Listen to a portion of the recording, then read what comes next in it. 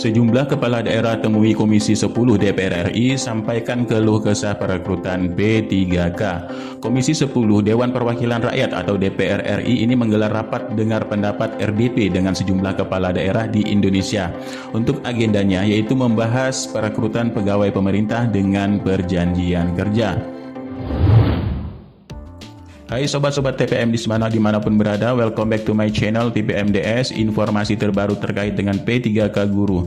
Nah, sebelum masuk ke pembahasan, jangan lupa doa dan dukungannya selalu dengan cara menekan like, subscribe, and share, serta tekan tombol notifikasi agar mendapatkan informasi lebih lanjut tentang P3K Guru. Nah, dilansir dari Komisi 10, di sini Komisi 10 menggelar rapat dengar pendapat dengan sejumlah pemerintah daerah yang diketuai oleh Ibu Agustina Prahastuti Wilujeng. Di sini beliau adalah fraksi PDIP serta Abdul Fikir Fakih di sini adalah fraksi dari PKS untuk mewakili dari Ketua Panja GTK Honorer. Nah, untuk Panja GTK Honorer ini dari Komisi 10 rapat dengar pendapat atau RDP formasi GTK P3K tahun 2022 dengan sejumlah pemerintah kabupaten atau kota. Dari mana kabupaten dan kotanya? Di sini ada Bupati Wonogiri, ada Bupati Pasuruan, ada Bupati Lampung Timur, Bupati Sanggau, dan Wali Kota Kupang. Ini akan membahas evaluasi hasil seleksi P3K serta kajian skema penyelesaian formasi GTK P3K pada hari Senin 4 Maret tahun 2022. Ngajar online jadi lebih mudah pakai Teachmin, aplikasi ngajar yang mengerti kebutuhan pengajar. Mau ngajar apapun gratis. Yuk, download Teachmin di App Store dan Play Store sekarang. Gratis. Nah, sebelum masuk ke pembahasan, di sini untuk dari Komisi 10 ada pernyataan tertulis yang telah dibuat oleh RDP Komisi 10. Ini antara lain pertanyaan yang pertama inilah berapa jumlah guru lulus seleksi P3K tahap 1 dan 2 yang berkasnya belum dikirim agar mendapat nomor induk atau NIP P3K dan SK. Kemudian berapa jumlah guru yang lulus passing grade namun tidak mendapatkan formasi di masing-masing kabupaten kota.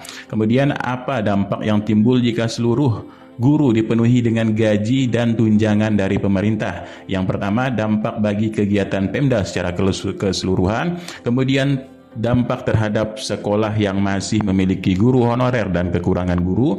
Kemudian dampak terhadap nasib guru honorer di kabupaten atau kota yang tidak terangkat ASN, dan apakah masing-masing kabupaten kota ini membutuhkan penambahan formasi termasuk guru agama, guru bahasa daerah, dan guru PJOK serta guru PAUD dan tenaga kependidikan.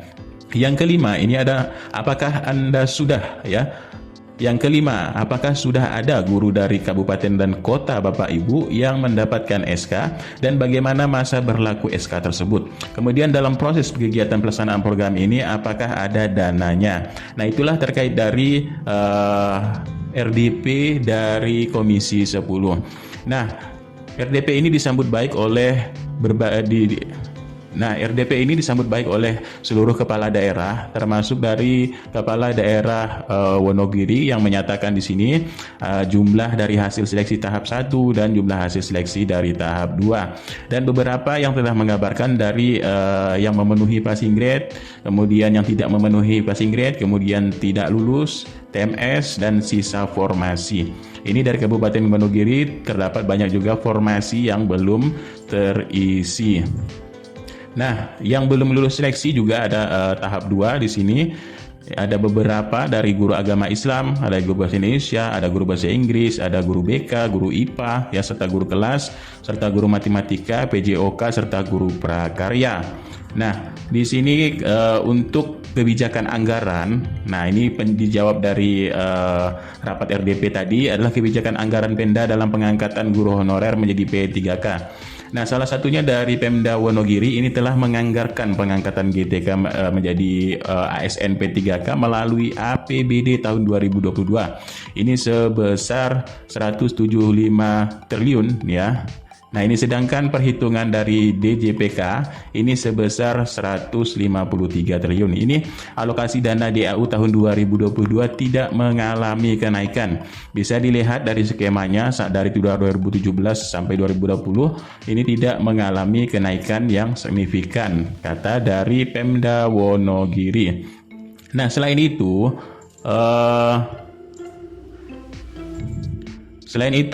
ditegaskan juga dari beberapa Pemda di sini untuk seleksi kompetensi tahap 2 dari jumlah sisa formasi yang bisa mendaftar GTT yang lulus tahap 1 ini melakukan pendaftaran ulang dan guru tetap yayasan. Kemudian ada kategori P1, P2 dan P3 dan sebagainya. Nah, ini sudah diterangkan dalam RDP tersebut. Lalu apa sih hasil akhir dari RDP tersebut ya? Nah, hasil akhir dari RDP tersebut ini adalah berbagai salah satu pemerintah daerah ini mengatakan yang hadir di gedung Nusantara 1, terutama dari Bupati Wonogiri ini Bapak Joko Sutopo mengatakan perekrutan guru tidak tetap atau GTT menjadi P3K ini memang menemui sejumlah persoalan. Menurutnya harus segera ada kebijakan strategis. Kemudian ada kaitannya juga dengan yang dinyatakan lulus dan nomor induk P3K-nya ini sampai saat ini belum terselesaikan, ungkap dari Bapak Joko Sutopo dari Bupati Wonogiri. Nah, selain itu Bapak Joko ini juga menyayangkan ada hal yang paling krusial adalah peserta yang dinyatakan lulus P1, P2, dan P3 ini belum mendapatkan formasi. Nah, selain itu juga sebelumnya pemerintah ini telah membuka kuota formasi 1 juta guru P3K bagi guru honorer.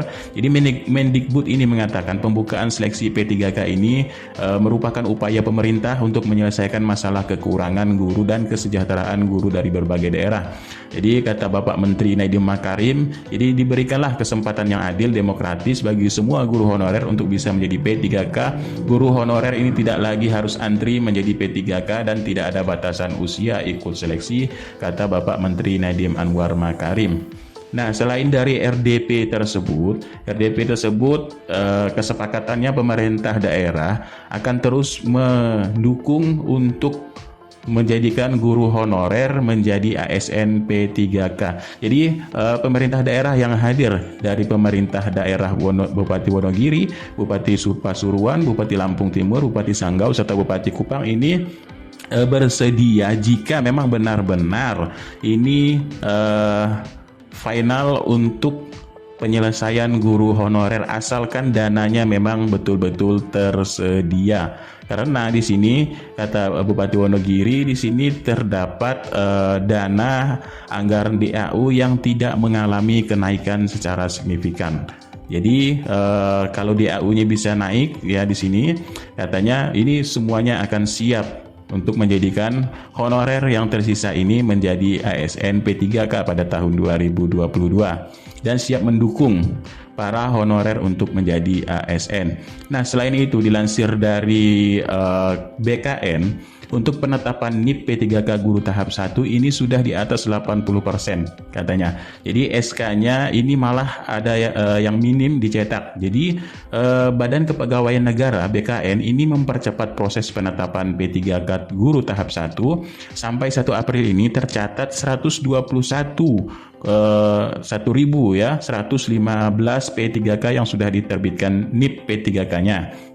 Nah, jadi BKN mencatat SK yang sudah dicetak oleh pemerintah daerah ini baru 34.842. Itu artinya masih ada 86.273 SK P3K yang belum dicetak. Nah, jadi kelihatan jelas katanya di sini bahwa BKN tidak memperlambat penetapan NIP P3K 2021 dari Karo Humas BKN yaitu Satya Pratama.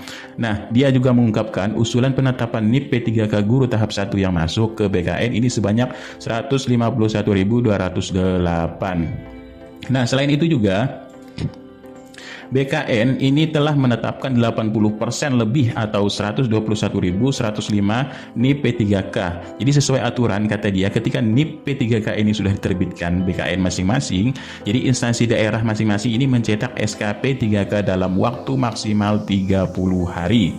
Nah, kemudian untuk pencetakan SK itu memang membutuhkan waktu katanya. Ada deadline maksimal dari pencetakan 30 hari.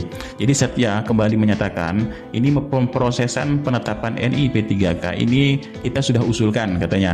Jadi sementara ini dari 173.417 calon P3K guru tahap 1 ini mengisi daftar riwayat hidup atau DRH baru 151.208 yang telah diusulkan oleh Pemda.